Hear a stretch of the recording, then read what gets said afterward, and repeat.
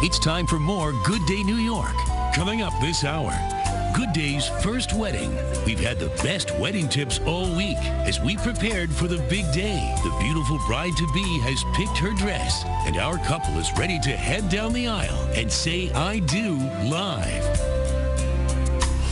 I have butterflies, Lori. Oh. I'm not kidding. I'm really nervous about this. It's not even our wedding. I know. Weddings, though, they're so much fun to attend, but for the bride and groom, as we all know, we've done it, it's a little stressful for them, you know, for many reasons. So before you say, I do, what should you really know? What should you talk about with your fiance? Well, we invited, first of all, our girl Suki is off, so we have Liz Dahlem with us, and of course we have Jen Lowers with us, but we also have with us Samantha Boardman and celebrity wedding and event designer David Beam, and of course psychiatrist Samantha Boardman's with us, because there's a lot. I mean, there's a lot. I was just talking with the groom and in the back, and he said he's so nervous. That's natural, right? Everyone has a if he wasn't that nervous. Right. Right, but I tell him no turning back. The guy in the back who's drinking a beer, it has to be the groom. It has to be. Okay. So everybody here's been married? Yes. Yes. Okay, everybody's been married, and I feel like, and maybe Dr. Sam, you could help with this, you know, there are conversations to be had with your children, which my parents did not. Like, I feel like there should be advice that you give the bride and groom. And I was wondering if you might be able to share some helpful hints so that this way you can make it maybe once or twice. Well, I think number one is marry somebody smarter than you are.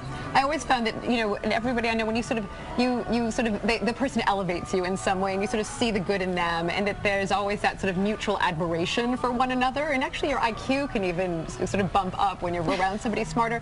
But the other thing is, you know, don't just slide into decisions. You've got to make a decision. Just because, you know, maybe your lease was running out at your apartment, you decide to, you know, kind of you end up sliding into moving in together. Make a decision, decide. And I think that goes for a lot of different things, for financial issues, for having kids. What are you going to do? Make a decision actively rather than just sort of passively sort of letting things go on autopilot. It's funny you also say, put down the phone. The cell phone. Oh my God. Well, everybody's just glued to their phones. It's so important to connect on a real level. Well, they say the challenge of modern relationships is being more interesting than the other person's cell phone, that we will all fail at no matter, you know, no matter what. But just to have like a ritual then, that maybe you always put your phone away when you sit down for dinner together, when you walk into the house together. The first thing you touch in the morning isn't your cell phone. You know, touch your partner on the back, give him a kiss. Don't have your phone like next to you in your bed. Like, leave it in the bathroom, keep it in the kitchen, plug it in somewhere else. And I think it's really taking a toll on relationships, and they call it like phone snubbing is phubbing. And is that what they call it? That's the word for it. And people, I mean, it's really because you're not responsive as a partner, and responsiveness is the key to making love last. You know, and the grass is greener where you water it. If you're not making an effort. I like that. That's good. So, you know, but I feel also we do not talk finances. Like, before you sit down, I'm not talking prenup here. You have to talk budget. Okay. When it comes to a wedding, everybody has to be upfront about the money. Okay, so let's talk wedding a little bit, because the actual ceremony, is it the bride's responsibility, the family's responsibility to do the wedding? It's 2018. It's everyone's responsibility, I think. Be modern about it. If the groom doesn't have a lot of money and the bride has a lot of money, sure, maybe someone's going to contribute more.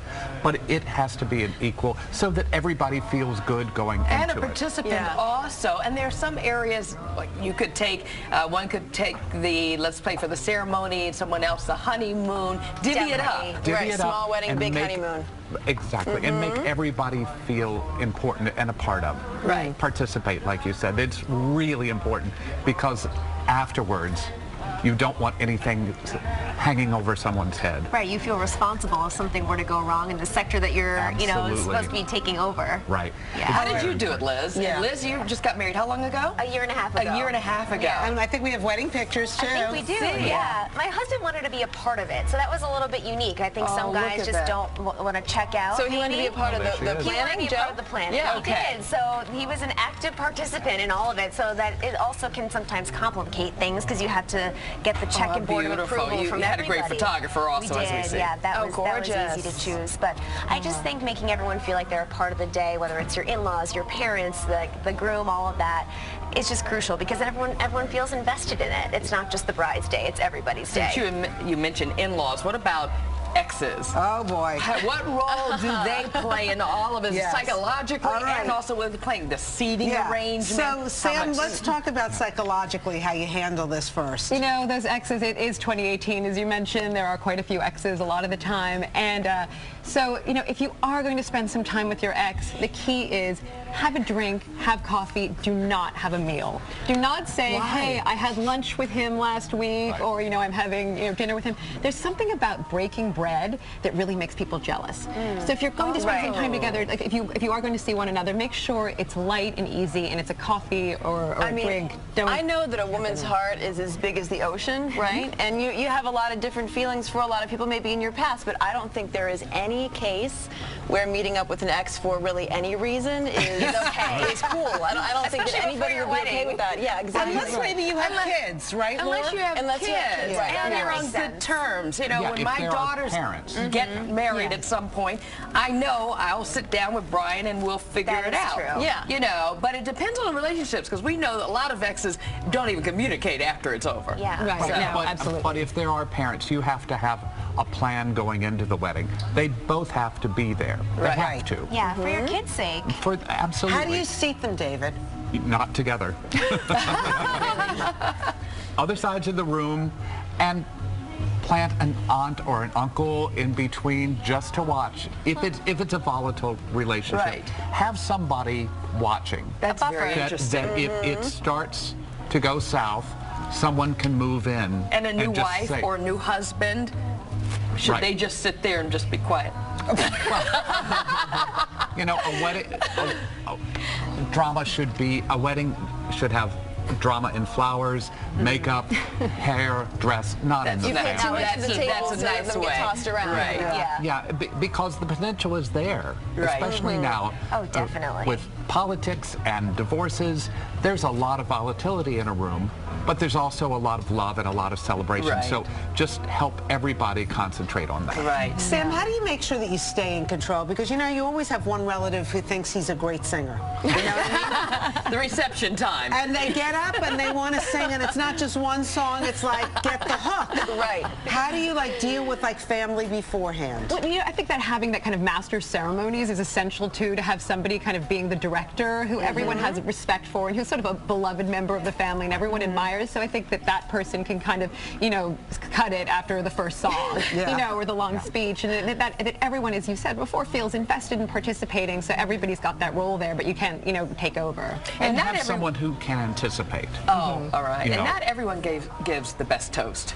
Yeah, No, they do not. And how long is too long for a speech? Because I've seen them go on forever before. And appropriate to say. You know, if you know someone well, sometimes you Can embarrass them. Yes. Or whatever it might be. Anybody giving a speech, you have to coach them. You always say you have 3 minutes. That means they'll take 6. But 3 minutes. Please don't embarrass anyone. Those are the 2 points. If you have a band, maybe the band can start to swell the music a little bit, like the Oscars. Like the Oscars. Yeah, the band or a master of ceremonies is really important. Thank you, Uncle Harry. Here we go. Right. It's like the bachelor party speech is not going to be good at the rehearsal dinner, you know, or something like that. No, so please. just like that content, and you want somebody to rehearse it, like just run those points by me, and the master ceremonies can do that. Right. Sam, I'm wondering, what's the biggest mistake people make going into a marriage? I think that they can change somebody.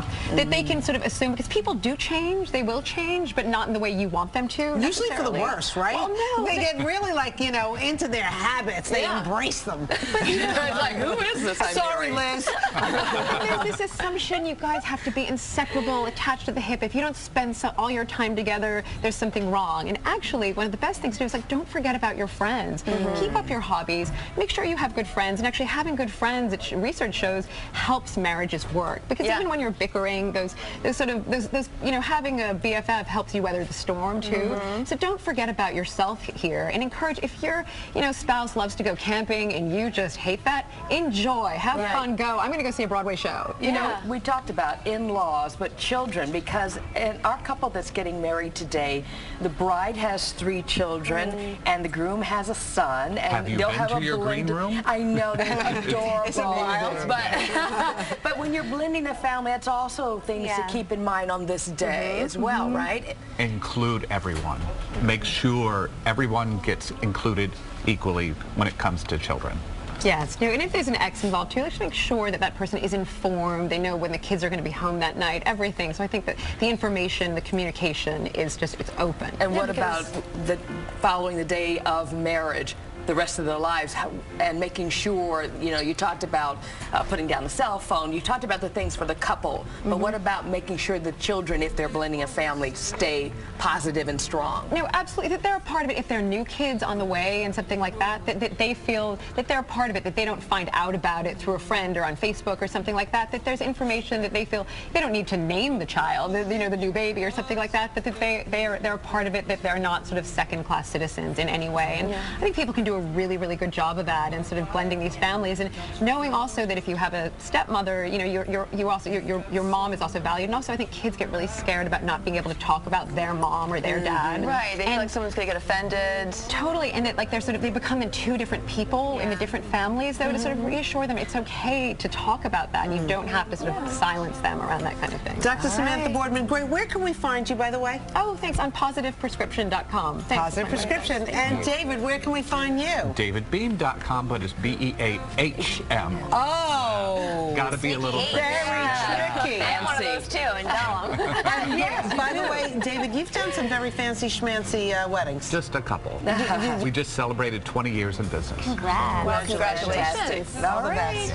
Thank you both. All right, and Jen and Liz, is there one thing that you both wish that you knew, and Lori, before you walked down the aisle? You know what? I'm going to say one thing. Okay. I didn't realize how much work it was going to be. Anybody who says it's not work is lying.